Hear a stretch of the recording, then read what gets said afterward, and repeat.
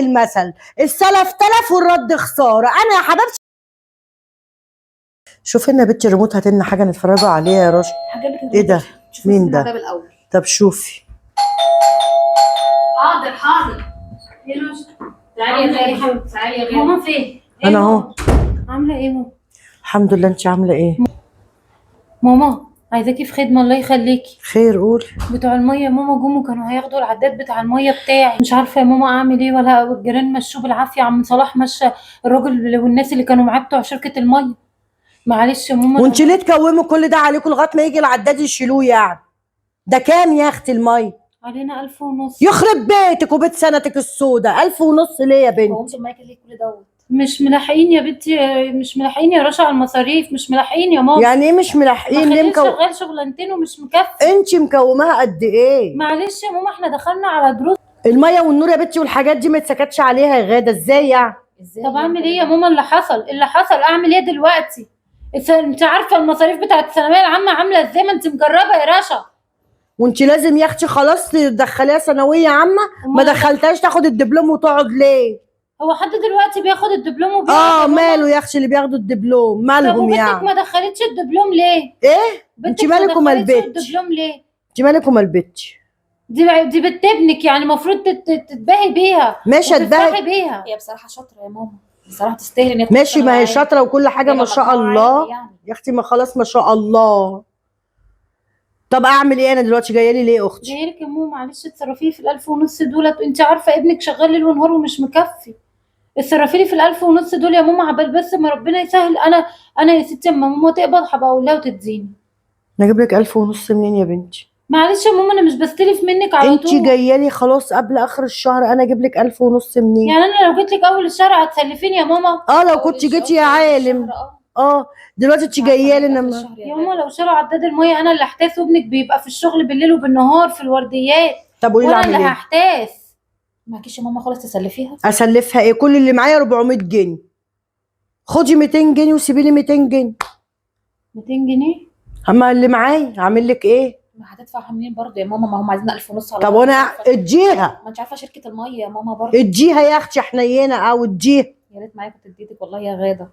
يا ريت معاكي وانت معكيش غير 200. معيش الا 200 تاخديهم وانا اقضي بقى بقيه الشهر. من الاول بلاش انزل استلف من امك، ما سمعش كلامي. طب انا هعمل لك ايه؟ مش انت يعني انت يا ماما معكيش تسلفيني يا ماما 1500؟ انت لسه يا ماما قابضه الجمعيه واحنا قاعدين من 3 ايام قدام عيني من الست 10000 جنيه قبضهم لحد تصرفيهم في يومين 10000 جنيه ايه يا بنتي؟ ده الفلوس زي العصافير يا بنتي، مجرد ما تمسكيها بتطير. ضيعتها كلها ديون. يعني انت يا ماما لما رشا بتيجي تستلف منك بتسلفيها؟ لا ما بسلفش غريب يعني رشا دي جوزها غريب وانا ابنك ده يعني انا الاقرب. في ايه يا غاده مالك؟ ما اعرفش في ايه. انا يا اختي ما بسلفش حد. انت قومي عليا يا غاده. انا بصي يا بنتي على راي المثل السلف تلف والرد خساره. انا يا حبيبتي ما بسلفش حد، ولو معايا كنت سلفت. يا ماما عبال بس ما امي تقبض اول الشهر وانا هخلي امي تديهم لي واديهم لك. روح خدي من امك يا غدا، انا ما معيش. ما انا بستلف على طول من امي لما ابنك وشه بقى زي الزفت من اهلي. انا مالي؟ مش انت اللي بتعملي كده؟ خدي ال 200 اللي مع ماما دلوقتي. طيب اعمل بيهم ايه يا رشا ال 200؟ هو انا جايه اقول لها انا عايزه اكل ولا عايزه اشرب؟ هو انا جايه اقول لها سلفيني اكل ولا اجيب غدوه لعيالي؟ بقول لك بتوع الميه عم صلاح فوق الله يكرمه ومشاهم، قال لهم بس لحد بكره وهي هتروح تدفع في الكوبانيه الصبح. طب انا اعمل ايه؟ اجيب لها 1500 منين دي؟ ما هو ابنك برضه. طب انا اعمل ايه يا بنتي؟ ابني يعني اموت نفسي عشان خاطر ابني؟